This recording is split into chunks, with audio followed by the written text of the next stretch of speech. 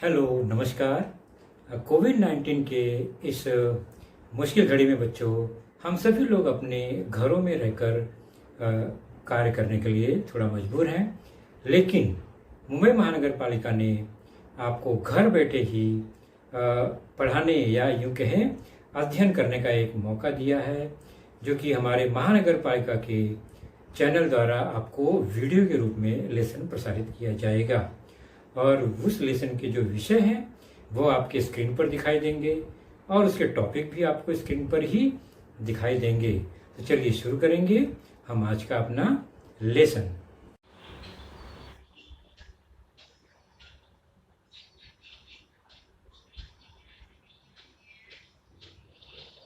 कक्षा है सातवीं कक्षा में हमारा विषय है सामान्य विज्ञान। और बच्चों, सामान्य विज्ञान विषय के अंतर्गत हमारा आज का यह घटक है, वह है lesson number 17, effects of light, भाग पहला, पार्ट 1 देखेंगे इसका हम, अर्थात प्रकाश का प्रभाव, भाग पहला। और मैं हूं आपका वर्चुअल मार्गदर्शक Ajay Kumar Maurya, MCGM virtual classroom Dadar से। चलिए शुरू करेंगे हम अपना यह लेसन।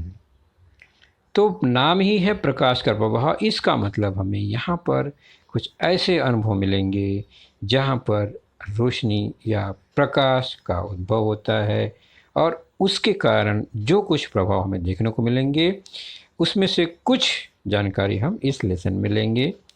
तो प्रकाश के सामान्य तौर पर 3 प्रभाव को हमें देखना है इस पाठ में। पहला है आकाश का रंग। जैसा कि आप दिन में अगर आसमान की ओर देखें तो सामान्य तौर पर साफ जो आकाश होता है वह नीले रंग का दिखाई देता है। दूसरा है छाया का निर्माण। तो हम आसपास जब भी रोशनी में किसी वस्तु को देखते हैं तो उस रोशनी के दूसरी ओर बगल में कहीं न कहीं कोई अगर छाया बन रही है तो वो कैसे बनती है। और तीसरा है इन्हीं प्रकाश और इन्हीं छाया से ग्रहण का क्या संबंध है, यानी प्रकाश का तीसरा प्रभाव ग्रहण, छाया का प्रभाव ग्रहण, हमें यह इसके बारे में जानकारी लेनी है। जैसे जैसे हम आगे बढ़ेंगे इन्हीं घटकों पर चर्चा करेंगे। तो सबसे पहले आकाश का रंग। सामान्य तौर पर हम जब भी आकाश की ओर देखते हैं रात में तो बहुत काला गहरा दिखाई देता है, तारे टिमटिमाते हैं, उसमें चांद तारे नज़र आते हैं। लेकिन दिन, सवेरे, शाम तो देखते हैं तो अलग अलग रंग छटा इसमें दिखाई देती है। तो ये अलग अलग रंग छटा यानी प्रकाश की किरणें निश्चित है कि वह बिखरती हैं, जिसकी वजह से आकाश में अलग अलग रंग दिखाई देते हैं। तो इसके लिए निश्चित ही हम कुछ निरीक्षण करेंगे, क्योंकि हम विज्ञान पढ़ रहे हैं। तो बिना निरीक्षण के, बिना दैनिक उदाहरण के हम किसी घटक पर चर्चा नहीं करेंगे। तो सबसे पहला कलरफुल उदाहरण हम कहाँ देखते हैं, निरीक्षण कहाँ करते हैं, कुछ याद कीजिए। तो अपने आसपास सुबह, शाम, दोपहर प्रकृति का निरीक्षण करें तो बहुत कुछ रंग हमें दिखाई देते हैं।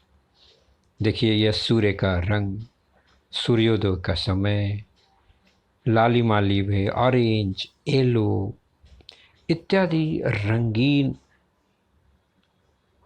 भाग हमें दिखाई दे रहा है। तो पहाड़ी पर अलग अलग छटाएं नज़र आ रही हैं।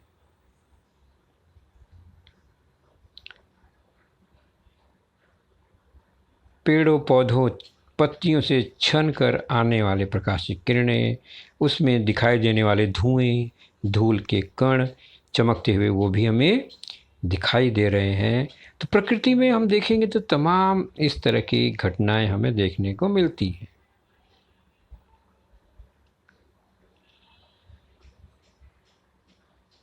रात, फिर शाम, सुबह अलग अलग रंग हम निरीक्षण करते हैं।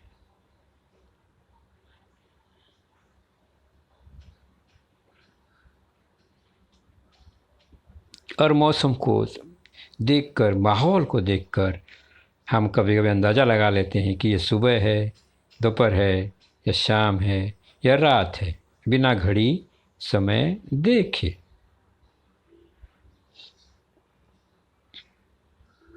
तो क्या आप बता सकते हैं कि आपने कभी सोचा कि ऐसे अलग अलग रंग कहाँ से आते हैं? ये रंग होते कहाँ से, आते कहाँ से? कभी वही रंग पीला, कभी वही लाल, कभी सफ़ेद दिखाई देने लगता है। तो ये कहाँ से आता है? उसी प्रकार हमारी पृथ्वी का निरीक्षण करें आसमान से, ऊपर अंतरिक्ष से, तो वो नीले रंग का दिखाई देता है। जबकि हम ज़मीन पर हैं तो हमें कभी कहीं कुछ नीला दिखता ही नहीं है, लेकिन ऊपर से नीला रंग दिखता है। ये कैसे दिखता है, क्यों दिखता है? उसी प्रकार कुछ ग्रह अलग रंगों के दिखाई देते हैं। तो ये सब निश्चित है, इसमें कहीं न कहीं प्रकाश की किरणों का, प्रकाश का, और फिर किसी पिंड के आसपास जो कण हैं, पदार्थ हैं, उनके कारण यह दिखाई देता है। जैसा कि हम जानते हैं, हर जो ग्रह है, उपग्रह है, वह किसी न किसी रूप में सूर्य की परिक्रमा करता है। इसका मतलब इन ग्रहों, उपग्रहों को सूर्य से प्रकाश मिलता है। तो प्रकाश का मुख्य स्रोत सूर्य ही है, और ये जो प्रकाश है वो किसी न किसी वजह से बिखरती है।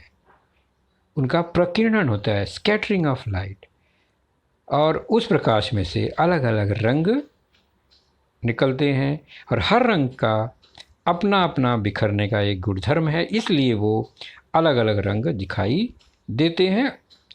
तो ये सब क्या है, कैसे पता करें कि फिर प्रकाश में कितने रंग हैं? तो अब देखते हैं, सूर्य उदित होने पर संपूर्ण परिसर प्रकाशित दिखता है। इतना तो अनुभव किया ही हमने अनुभव। आकाश के संपूर्ण भाग में उजाला दिखता है। यह कैसे दिखता है? पूरी जगह सूर्य तो एक जगह है, लेकिन उजाला हर जगह दिखाई देने लगता है। इसका मतलब कोई न कोई घटक है, पदार्थ है, जो कि चमकता है और हर जगह उजाला देता है। तो हवा के अणु, धूल के कण और सूक्ष्म कण सभी क्या करते हैं? सूर्य से मिलने वाली जो रोशनी है वह लेकर उसे बिखेरते हैं, और फिर चारों तरफ यह रोशनी फैली हुई हमें दिखाई देती है। इसे कहते हैं प्रकाश का प्रकीर्णन, स्कैटरिंग ऑफ लाइट।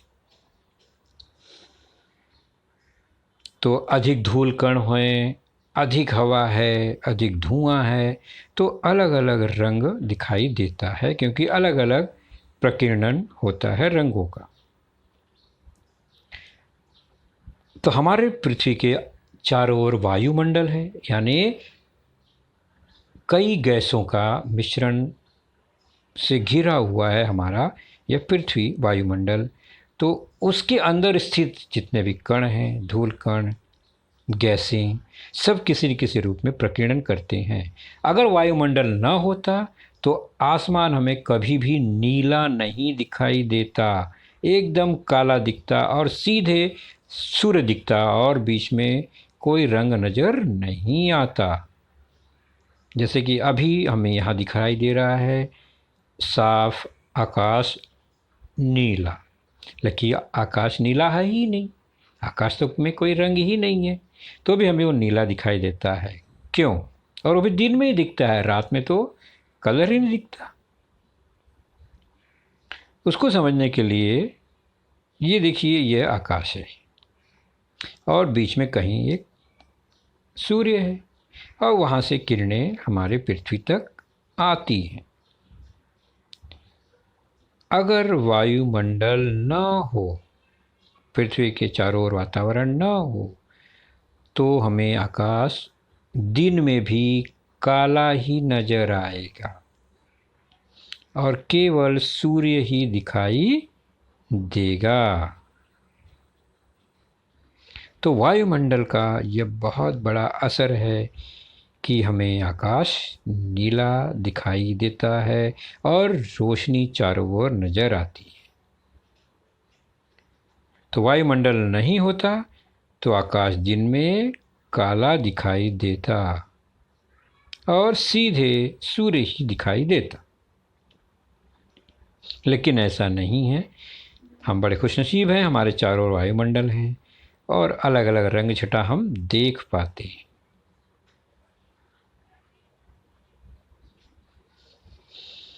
अब हम चलते हैं इन्हीं प्रकाश की किरणों का बिखराव अपवर्तन होता है यानी कैसे।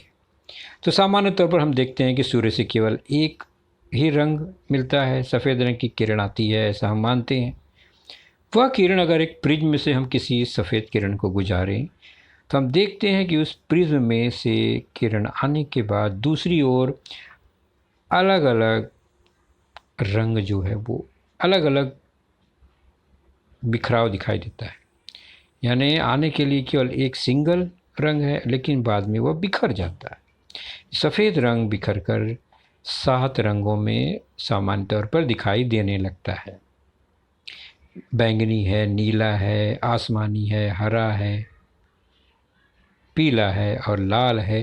तो ये रंग दिखाई देते हैं और इसी क्रम में दिखाई देते हैं।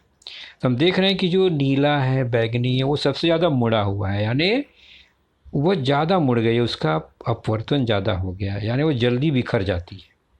और जो लाल है, पीला, ऑरेंज है, वो कम बिखरती है और वो थोड़ी सीधे निकल जाती है। तो ये अलग अलग रंगों का अपना गुणधर्म है। यही गुणधर्म हमारे वायुमंडल में, जल में, पृथ्वी पर नीले रंग दिखाने में यह बहुत कारणीभूत है। तो प्रिज्म में क्या देखा हमने, एक सफ़ेद लाइट आती है तो क्या होता है, वह कई रंगों में बिखरता है, 7 रंगों में बिखरता है। और उसी क्रम में हम देखते हैं नीला और बैंगनी रंग जो है वो ज़्यादा मुड़ता है।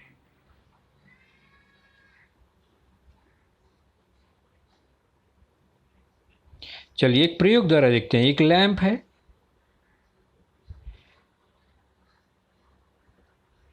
उसे एक क्लियर कांच की बोतल से अगर गुजारा जाए उसकी रोशनी को तो वो आर पार निकल जाती है। उसे पानी भर दिया जाए तो भी उसके आर पार वह निकल जाती है। अब उसमें कुछ दूध की बूंदें डाली जाए तो क्या होगा। उस तरफ देखने पर हमें धीरे धीरे वो सफ़ेद रोशनी कम हो जाती है और आने वाले सभी रोशनियों में से, 7 रंगों में से हम देखते हैं कि जो नीला रंग है वो मुड़ जाता है, फैल जाता है दूध के अंदर। तो नीला रंग मुड़ने के कारण जो दूसरी ओर दूसरे किसी एंगल से 90 अंश पर हम देखते हैं तो नीला दिखाई देने लगता है। और सीधे ओर देखते हैं तो थोड़ा ऑरेंज कलर दिखाई देने लगता है, यानी नीले रंग का प्रकीर्णन हो गया तो सफ़ेद रंग में से ऑरेंज या रेडिश कलर जो है वो आर पार सीधे जाता हुआ दिखाई देता है। तो दूध के कणों के कारण यह बिखराव हो गया है।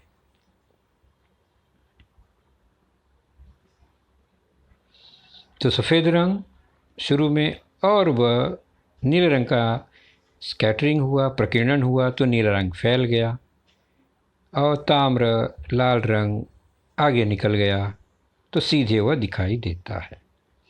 तो नीले प्रकाश का प्रकीर्णन अधिक होता है, मैंने पहले ही बताया, जबकि लाल प्रकाश का प्रकीर्णन कम होता है तो सीधे लाल रंग दिखाई देता है सामने की ओर और 90 अंश की मोड़ पर बिखरा हुआ नीला रंग दिखाई दे रहा है।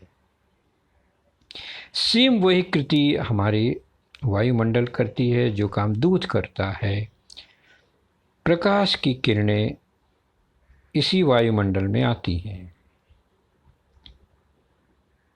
तो नीले प्रकाश का प्रकीर्णन अधिक होता है, हमने देखा, लाल का कम।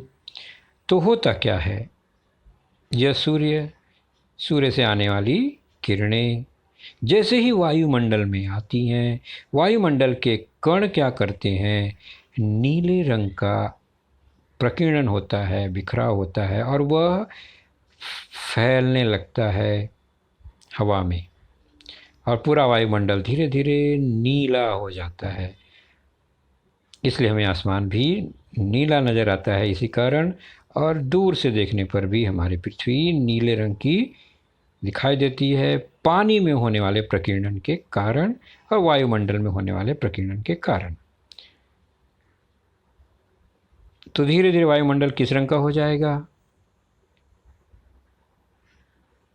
सफ़ेद रंग की किरणें आती हैं, नीला रंग का प्रकीर्णन होता है और बाकी रंगों में से बचे रंग सब पृथ्वी की ओर वापस चले जाते हैं। तो आकाश नीला दिखाई देने लगता है।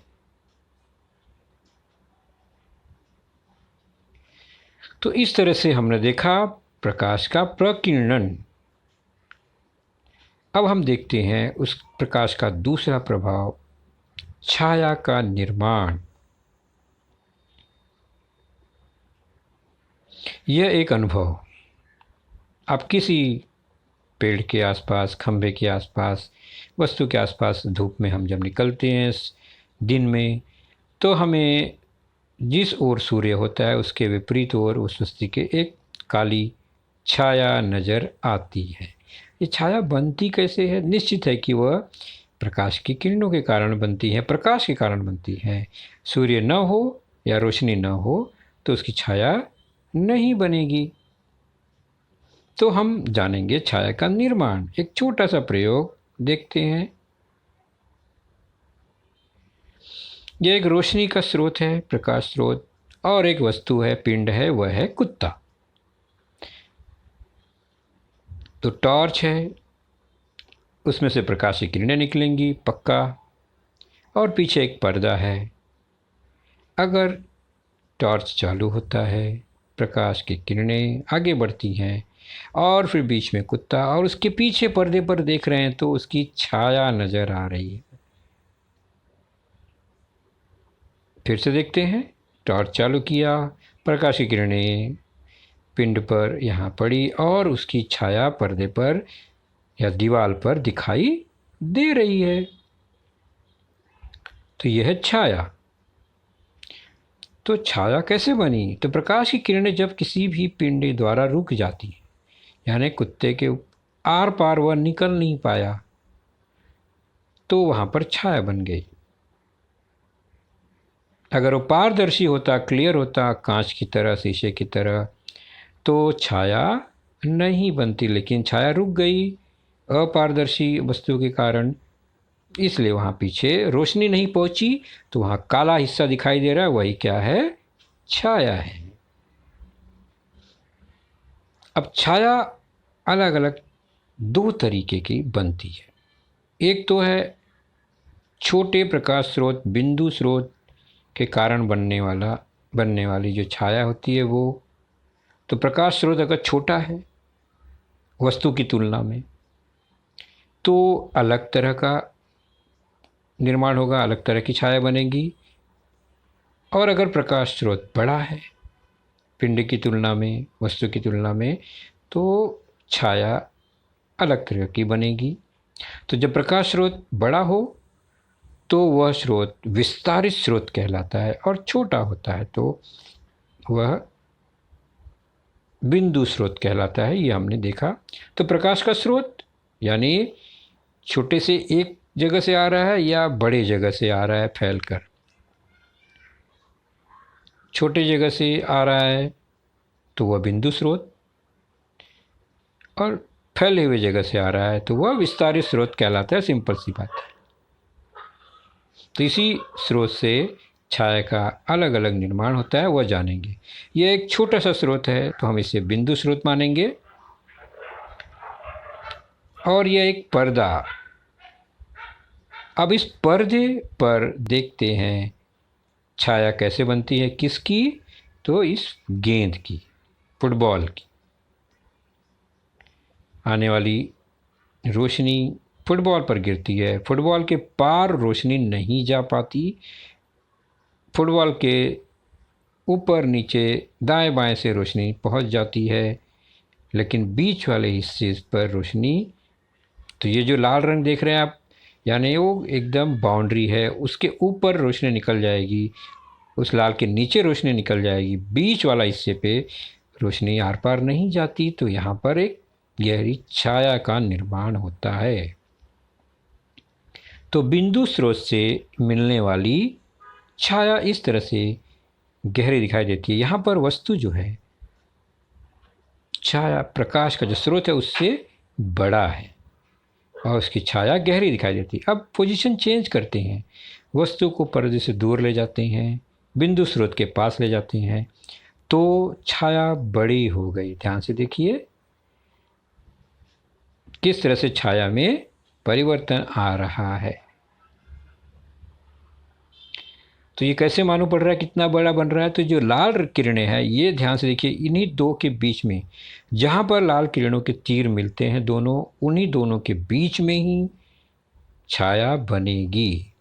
जितना फैलेगा उतनी बड़ी छाया बनेगी। देखिए, और नज़दीक गए तो छाया और बड़ी हो गई। आप ये अनुभव कर सकते हैं अपने घरों पर, दीवार के सामने खड़ा होकर दीवार से आगे पीछे जाएं तो आपको दिखेगा छाया छोटी और बड़ी हो रही है।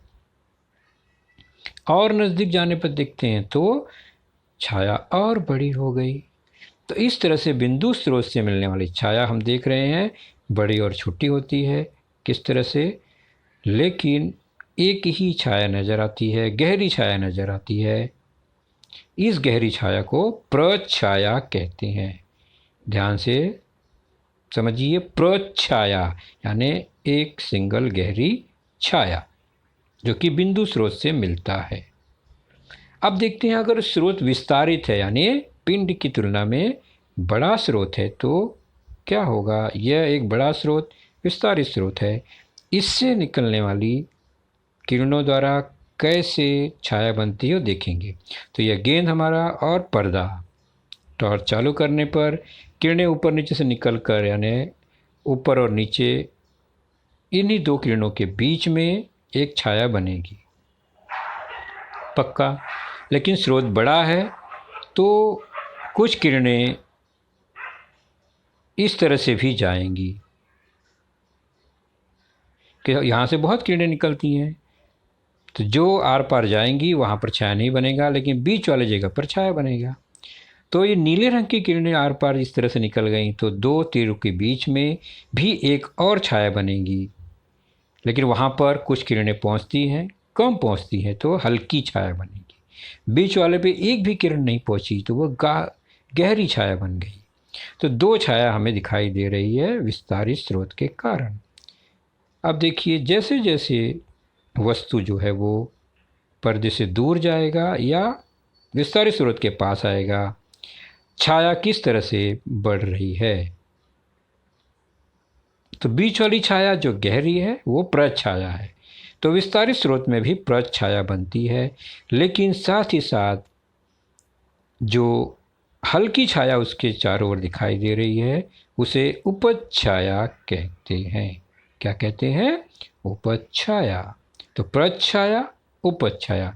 प्रछाया जो मुख्य छाया है, काली गहरी होती है थोड़ी, और उपछाया हल्की होती है, वहाँ पर रोशनी पहुँचती है लेकिन कम पहुँचती है, इसलिए वह हल्की दिखाई देती है। और गाढ़ी छाया मतलब वहाँ कोई किरण नहीं पहुँचती तो वह पूरी तरह से काली दिखाई देती है। अब हम देखते हैं, जब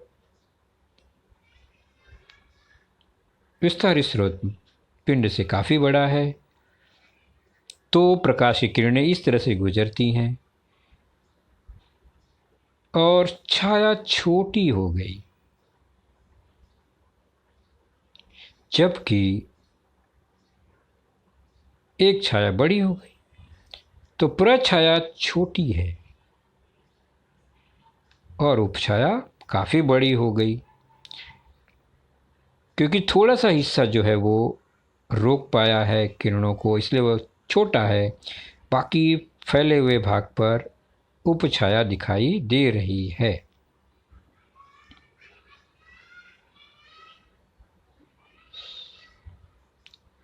कुछ ऐसा भी हो सकता है कि पर्दे से पिंड काफ़ी दूर हो जाए, तो ये किरणें बीच में ही मिल जाएंगी, अर्थात वह जो प्रछाया का जगह है वह बीच में ही है, पर्दे तक पहुंच ही नहीं पाया। पर्दे तक केवल उपछाया ही दिखाई देगी, हल्की छाया दिखाई देगी। प्रछाया कहाँ है? वह बीच में ही है, यानी पर्दे तक पहुंचा ही नहीं, पर्दे पे प्रछाया बनेगी ही नहीं, तो केवल उपछाया नज़र आती है। ऐसा कहाँ हम अनुभव कर सकते हैं? आप देखते हैं जैसे जैसे ये वस्तु और छोटी होती जाएगी, उपछाया भी हल्की हल्की होती जाएगी, प्रछाया दिखाई ही नहीं देगी। तो हवाई जहाज़ जब आसमान में उड़ता है तो कुछ इस तरह से होता है, हमें उसकी छाया नहीं दिखाई देती, क्योंकि उपछाया होती है काफ़ी लंबी बड़ी, तो हमें पता ही नहीं चलता कि छाया बनी है। तो पर्दे से दूरी बढ़ने पर वस्तु दूर है, तो उपछाया बढ़ती जाती है जबकि प्रछाया घटती जाती है। अब क्या काम करते हैं? पर्दे को सरकाते हैं। इस तरह अगर आए तो प्रछाया के जगह पर आ गई, मतलब वहाँ पर प्रछाया हल्की सी एक बिंदी के रूप में दिखाई दे रही है, क्योंकि वहाँ पर वो किरणें मिल रही हैं।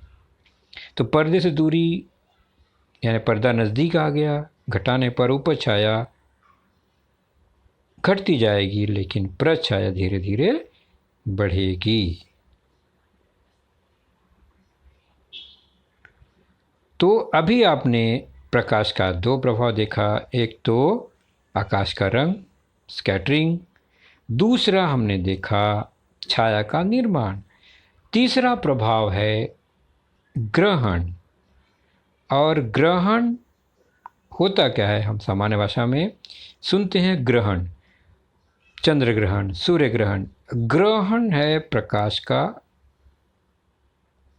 प्रकाश आने में बाधा, और इसका संबंध प्रकाश और छाया से ही है। और हमारी पृथ्वी सूर्य और चंद्रमा से संबंधित ग्रहण है। तो पृथ्वी, चंद्रमा, सूर्य, ये तीनों पिंड जब एक सरल रेखा में आ जाएंगे, एकदम सीधी रेखा में आएंगे, तो निश्चित उस समय ही ग्रहण लगता है। और किसी एक पिंड के कारण दूसरे पिंड पर छाया बनती है उसी समय, क्योंकि तीनों एक सीधी रेखा में होते हैं। तो सामान्य तौर पर तो ये कभी भी एक सीधी रेखा में नहीं आते, क्योंकि अलग अलग रास्ते से वे परिक्रमा करते हैं। लेकिन फिर भी कई दिनों, महीनों, वर्षों बाद एक समय ऐसा आता है कि ये तीनों एक रेखा में आ ही जाते हैं, तो निश्चित है कि एक पिंड की छाया दूसरे पर पड़ जाती है, तो ग्रहण लगता है। तो ये चंद्रमा, ये सूर्य और ये पृथ्वी, इन्हीं तीनों पिंडों के संयोग में सरल रेखा में आने पर ग्रहण लगता है।